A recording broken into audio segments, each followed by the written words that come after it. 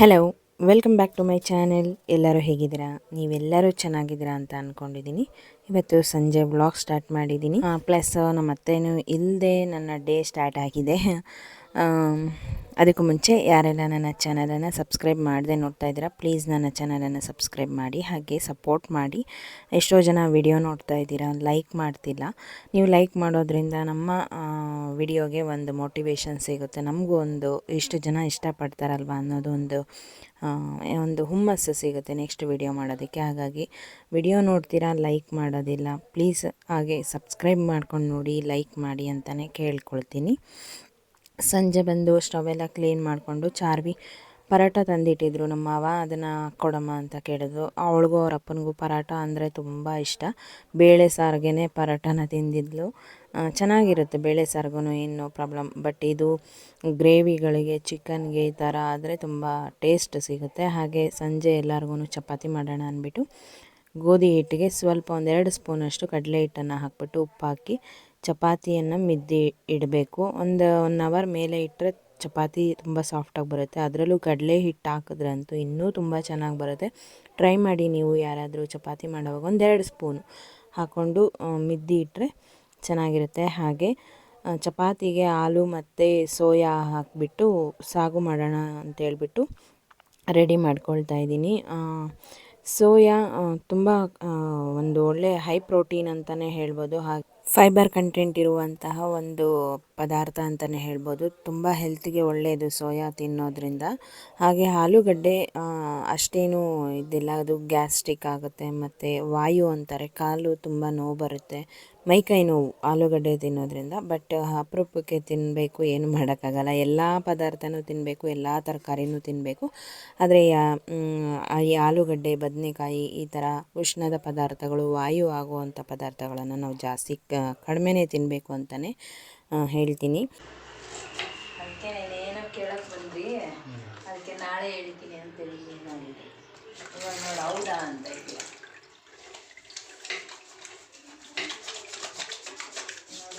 ಕಟ್ಕೊಂಡು ಆರಾಮಾಗೋದು, ಕಟ್ಕೊಂಡ್ಬಿಟ್ಟು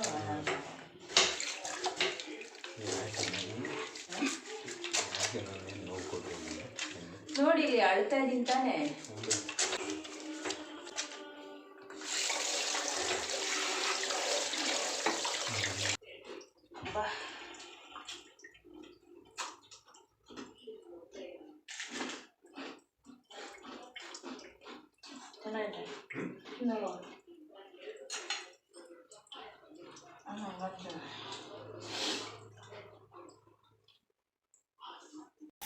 ಸಂಜೆ ಟೀ ಟೈಮ್ಗೆ ಅಂತೇಳಿ ನಮ್ಮ ಮನೆಯವರು ನಿಪ್ಪಟ್ಟನ್ನ ತೊಗೊಂಬಂದಿದ್ರು ಅಂಗಡಿಯಿಂದ. ಅವ್ರಿಗೇನಾದರೂ ಕುರುಕುಲು ಇರಲೇಬೇಕು.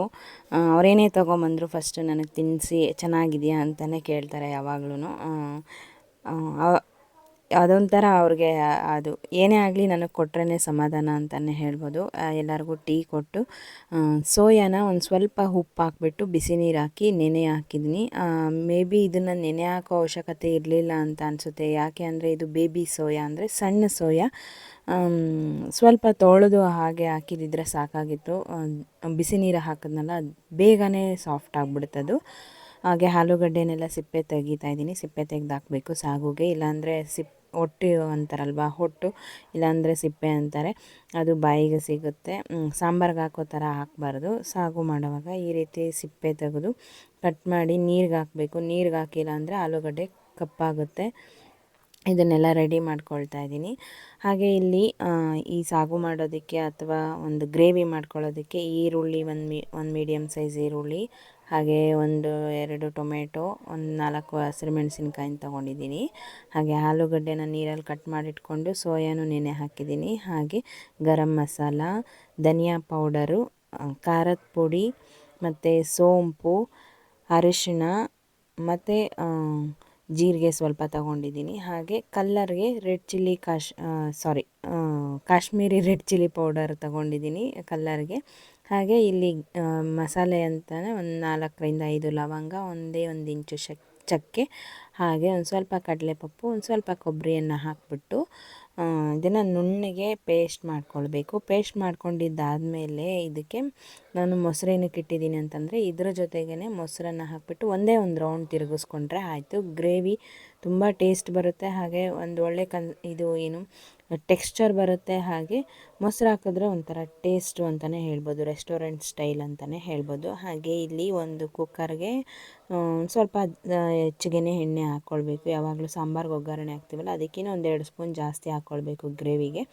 ಈರುಳ್ಳಿಯನ್ನು ಸೇರಿಸ್ಬಿಟ್ಟು ಚೆನ್ನಾಗಿ ಈರುಳ್ಳಿ ಇದು ಘಮ ಬರಬೇಕು. ಅದು ಏನು ಅದು ಬ್ರೌನ್ ಕಲರ್ ಬರೋ ಟೈಮ್ಗೆ ಘಮ ಬರುತ್ತಲ್ವ, ಆ ಥರ ಬರಬೇಕು.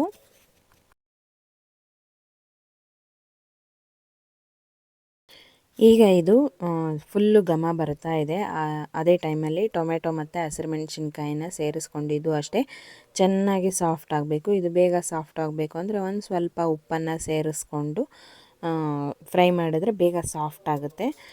ನಿಜವಾಗ್ಲೂ ನಾನು ಏನೇ ಅಡುಗೆನ ಟ್ರೈ ಮಾಡಿದ್ರೂ ನಾನು ಈಗ ನಾನು ವಿಡಿಯೋ ಮಾಡಿರ್ತೀನಿ, ಬಟ್ ಅದು ನನಗೆ ರುಚಿ ಅನಿಸಿದೆ, ನಿಮಗೆ ಶೇರ್ ಮಾಡ್ಕೊಳ್ಬೇಕು ಅಂತ ಅನಿಸಿದ್ರೆ ಮಾತ್ರ ನಾನು ವಿಡಿಯೋ ಎಡಿಟ್ ಮಾಡಿಕೊಂಡು ಈ ರೆಸಿಪಿಯನ್ನು ಶೇರ್ ಮಾಡ್ತೀನಿ.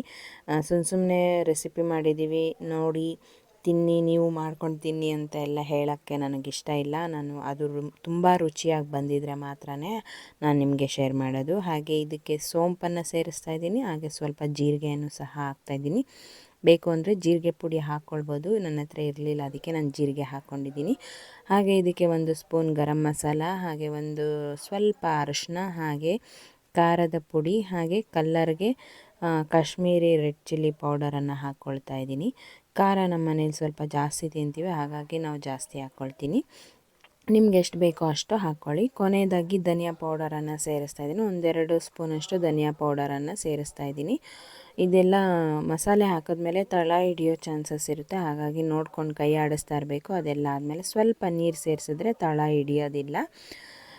ನೀರು ಸೇರಿಸ್ಬಿಟ್ಟು ಚೆನ್ನಾಗಿ ಕುದಿಸ್ಬೇಕು. ಸೈಡಲ್ಲಾಗ ಎಣ್ಣೆ ಬಿಟ್ಕೊಳ್ಳುತ್ತೆ. ಅದು ಎಣ್ಣೆ ಬಿಟ್ಕೊಂಡಾಗ ಇದು ಹಸಿ ವಾಸನೆ ಎಲ್ಲ ಹೋಗಿದೆ ಅಂಥೇಳಿ ನಮಗೆ ಕನ್ಫರ್ಮ್ ಆಗುತ್ತೆ. ನೋಡ್ತಾ ಇದ್ದರೆ ಎಷ್ಟು ಚೆನ್ನಾಗಿ ಎಣ್ಣೆ ಎಲ್ಲ ಬಿಟ್ಕೊಂಡಿದೆ. ಅದಾದಮೇಲೆ ಆಲೂಗಡ್ಡೆಯನ್ನು ಹಾಕಬೇಕು. ಫಸ್ಟ್ ಆಲೂಗಡ್ಡೆ ಹಾಕಬೇಕು. ಸೋಯಾ ಯಾಕಂದರೆ ನಾವು ಆಲ್ರೆಡಿ ಬಿಸಿ ನೀರಲ್ಲಿ ನೆನೆಸಿಟ್ಟಿರ್ತೀವಿ, ಅದೇನು ಸ್ವಲ್ಪ ಹೊತ್ತಿಗೆ ಕುಕ್ ಆಗಿಬಿಡುತ್ತೆ. ಬಟ್ ಆಲೂಗಡ್ಡೆ ಬೆಂದಿರೋದಿಲ್ವಲ್ಲ, ಹಾಗಾಗಿ ಫಸ್ಟ್ ಇದಕ್ಕೆ ಆಲೂಗಡ್ಡೆನ ಸೇರಿಸ್ಬಿಟ್ಟು ಚೆನ್ನಾಗಿ ಮಸಾಲೆ ಒಳಗಡೆ ಫ್ರೈ ಮಾಡ್ಕೊಳ್ಬೇಕು. ಫ್ರೈ ಮಾಡ್ಕೊಂಡಿದ್ದಾದಮೇಲೆ ಇದಕ್ಕೆ ಸೋಯಾ ನೆನೆಸಿರ್ತೀವಲ್ಲ ಅದನ್ನು ಹಾಕ್ಕೊಳ್ಬೇಕು. ಈ ಸೋಯಾ ಜಾಗದಲ್ಲಿ ನಾವು ಮಶ್ರೂಮ್ ಹಾಕ್ಕೊಳ್ಬೋದು, ಹಸಿ ಬಟಾಣಿನೂ ಸೋಯಾ ಜೊತೆನೇ ಹಾಕ್ಕೊಳ್ಬೋದು, ನೋ ಪ್ರಾಬ್ಲಮ್ಮು. ಈ ರೀತಿ ಇದಕ್ಕೆ ಬೇಕಾದರೆ ಮೊಟ್ಟೆಯನ್ನು ಒಡೆದು ಹಾಕ್ಕೊಳ್ಬೋದು. ಯಾವ ರೀತಿ ಬೇಕಾದರೂ ನಮ್ಮ ಕ್ರಿಯೇಟಿವಿಟಿ ಮೇಲೆ ಇರುತ್ತೆ ಅಡುಗೆ ಮಾಡೋದು. ಇದನ್ನೆಲ್ಲ ಮಿಕ್ಸ್ ಮಾಡಿಬಿಟ್ಟು ಒಂದು ವಿಷಿಲನ್ನು ಕೂಗಿಸ್ಕೊಳ್ಬೇಕು. ಒಂದು ವಿಷಿಲ್ ಕೂಗಿಸ್ಕೊಳ್ಳೋಷ್ಟೊತ್ತಿಗೆ ಅದು ಸಡನ್ನಾಗಿ ವಿಷಿಲ್ ತೆಗೆದುಬಿಡಬೇಕು, ಇಲ್ಲಾಂದರೆ ಆಲೂಗಡ್ಡೆ ತುಂಬ ಸ್ಮ್ಯಾಶ್ ಆಗಿಬಿಡುತ್ತೆ. ತೆಗೆದುಬಿಟ್ಟು ನೋಡಿ ಎಷ್ಟು ಚೆನ್ನಾಗಾಗಿದೆ. ಇದಕ್ಕೆ ನಾವು ರುಬ್ಬಿರುವಂತಹ ಗ್ರೇವಿಯನ್ನು ಮಿಕ್ಸ್ ಮಾಡಬೇಕು. ಏನು ಗ್ರೇವಿ ರುಬ್ಬಿದ್ವಿ ಅಂದರೆ ಕೊಬ್ಬರಿ, ಕಡಲೆಪಪ್ಪು, ಹಾಗೆ ಒಂದು ಸ್ವಲ್ಪ ಚಕ್ಕೆ ಲವಂಗನ ರುಬ್ಬಿದ್ವಲ್ಲ ಅದು, ಹಾಗೆ ಮೊಸರು. ಬೇಕು ಅಂದರೆ ಇದಕ್ಕೆ ಎಳ್ಳನ್ನು ಹಾಕಿ ರುಬ್ಕೊಳ್ಬೋದು, ಇಲ್ಲ ಗಸಗಸೆಯನ್ನು ಹಾಕಿ ಬೇಕಾದರೂ ರುಬ್ಕೊಳ್ಬೋದು, ಇಲ್ಲ ಗೋಡಂಬಿಯನ್ನು ಹಾಕ್ಕೊಳ್ಬೋದು. ನಾನು ಗೋಡಂಬಿ ಹಾಕಲಿಲ್ಲ, ನನಗಿಷ್ಟೇ ಸಾಕು ಅಂತ ಅನ್ನಿಸ್ತು. ಹಾಗಾಗಿ ರುಚಿಯನ್ನು ನೋಡಿಕೊಂಡು ನನಗೆ ಉಪ್ಪು ಖಾರ ಕಡಿಮೆ ಇದೆ ಅಂತ ಅನ್ನಿಸ್ತು, ಹಾಗಾಗಿ ಇನ್ನೊಂದು ಸ್ವಲ್ಪ ಸೇರಿಸ್ಕೊಂಡೆ. ನಿಜ ನಮ್ಮ ಮನೇಲಿ ತುಂಬ ಖಾರ ತಿಂತೀವಿ, ಅದಕ್ಕೋಸ್ಕರನೇ. ಹಾಗೆ ಕೊನೆಯದಾಗಿ ಕೊತ್ತಂಬರಿ ಸೊಪ್ಪನ್ನು ಸೇರಿಸಿದ್ರೆ ಗ್ರೇವಿ ರೆಡಿ ಆಗೋಗುತ್ತೆ. ತುಂಬ ರುಚಿಯಾಗಿತ್ತು. ನೀವು ಮನೇಲಿ ಟ್ರೈ ಮಾಡ್ಕೊಳ್ಳಿ. ನಾನು ಯಾವುದೇ ಏನು ರೆಸಿಪಿ ಚೆನ್ನಾಗಿ ಬಂದರೆ ಮಾತ್ರ ನಾನು ನಿಮ್ಮ ಹತ್ರ ಶೇರ್ ಮಾಡೋಕ್ಕೆ ಹೋಗೋದು. ಅದಕ್ಕಾಗಿ ಇವತ್ತು ಚಪಾತಿಯನ್ನು ನಾನೇ ಹೊಸಿಯೋದಂಥ ಕೆಲಸ ಯಾವಾಗಲೂ ನಮ್ಮ ಅತ್ತೆ ಹೊಸ್ಕೊಡ್ತಾಯಿದ್ರು, ಅದನ್ನು ನಾನು ಬೇಯಿಸ್ತಿದ್ದೆ. ಇವತ್ತು ನಾನೇ ಚಪಾತಿಯನ್ನು ಮಾಡ್ತಾಯಿದ್ದೀನಿ. ಏನು ಅಂದರೆ ನಾನು ಒಬ್ಬಳೇ ಇದ್ದಾಗ ಏನು ಮಾಡ್ತೀನಿ ಅಂತಂದರೆ 10-20 ಚಪಾತಿಯನ್ನು ಹೊಸ್ದು ಸೈಡ್ಗೆ ಹಾಕ್ಬಿಡ್ತೀನಿ. ಅದಾದಮೇಲೆ ಅವನ್ನೆಲ್ಲ ಬೇಯಿಸಿದಾದ್ಮೇಲೆ ಮತ್ತೆ 10-20 ಚಪಾತಿಯನ್ನು ಹೊಸ್ದು ಮತ್ತು ನಾನು ಬೇಯಿಸೋಕ್ಕೆ ಟ್ರೈ ಮಾಡ್ತೀನಿ. ಯಾಕೆ ಅಂತಂದರೆ ನಾವು ಗ್ಯಾಸು ಸಣ್ಣಕ್ಕಿಡೋದು, ಅದರಲ್ಲಿ ಬೇಯಿಸೋಕೆ ಹೋದರೆ ಒಂಥರ ಚಪಾತಿ ಒಂಥರ ಗಟ್ಟಿ ಆಗಿಬಿಡುತ್ತೆ. ಚೆನ್ನಾಗಿ ಗ್ಯಾಸ್ ಇಟ್ಕೊಂಡು ಚಪಾತಿ ಬೇಯಿಸಿದ್ರೆ ಸಾಫ್ಟಾಗೂ ಬರುತ್ತೆ. ಬಟ್ ಇಲ್ಲಿ ನಾನು ಆ ರೀತಿ ಮಾಡೋಣ ಅಂತ ಮಾಡ್ಕೊಳ್ತಾ ಇದ್ದೆ. ಅಷ್ಟೊತ್ತಿಗೆ ನಮ್ಮ ಮನೆಯವ್ರು ಬಂದರು. ನಾನೊಬ್ಬಳೇ ಇದ್ದರೆ ಖಂಡಿತ ನನಗೆ ನಮ್ಮ ಮನೆಯವ್ರು ಹೆಲ್ಪ್ ಮಾಡಿಕೊಡ್ತಾರೆ ಬಂದು. ನಮ್ಮ ಅತ್ತೆ ಇದ್ದರೆ ಇಬ್ಬರು ಇದ್ದೀರಲ್ವ ಮಾಡ್ಕೊಳ್ತೀರಾ ಅಂತ ಅಂತಾರೆ. ಹುಷಾರಿಲ್ಲ ಅಂದ್ರೂ ಅಷ್ಟೇ, ಯಾರಿದ್ರೂ ಅಷ್ಟೇ ನಮ್ಮ ಮನೆಯವ್ರು ಬಂದು ನನಗೆ ಹೆಲ್ಪ್ ಮಾಡಿಕೊಡ್ತಾರೆ. ಅದೊಂದು ಹೆಲ್ಪಿಂಗ್ ನೇಚರ್ ಇದೆ. ನಿಜ, ಅದೊಂದು ಗಾಡ್ ಗಿಫ್ಟ್ ಅಂತಲೇ ಹೇಳ್ಬೋದು. ಈ ಥರ ಹೆಲ್ಪಿಂಗ್ ನೇಚರ್ ಇದ್ದರೆ ಎಲ್ಲರಿಗೂ ಇರೋದಿಲ್ಲ ನಿಜವಾಗ್ಲೂ. ನಿಮಗೆ ಯಾರೆಲ್ಲ ಈ ರೀತಿ ಹಸ್ಬೆಂಡ್ ಅಂದರೆ ನಿಮ್ಮ ಯಜಮಾನ್ರು ಈ ರೀತಿ ಹೆಲ್ಪ್ ಮಾಡ್ತಾರೆ ಅನ್ನೋದಾದರೆ ನನಗೆ ಕಾಮೆಂಟ್ ಸೆಕ್ಷನಲ್ಲಿ ತಿಳಿಸಿ.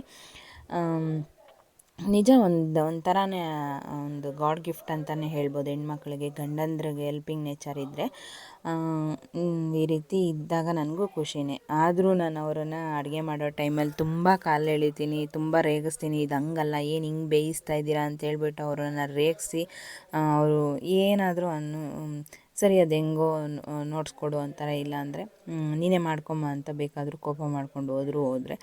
ಬಟ್ ನಮ್ಮ ಮನೆಯವರು ನನಗೆ ಹೆಲ್ಪ್ ಮಾಡಿಕೊಡ್ತಾರೆ.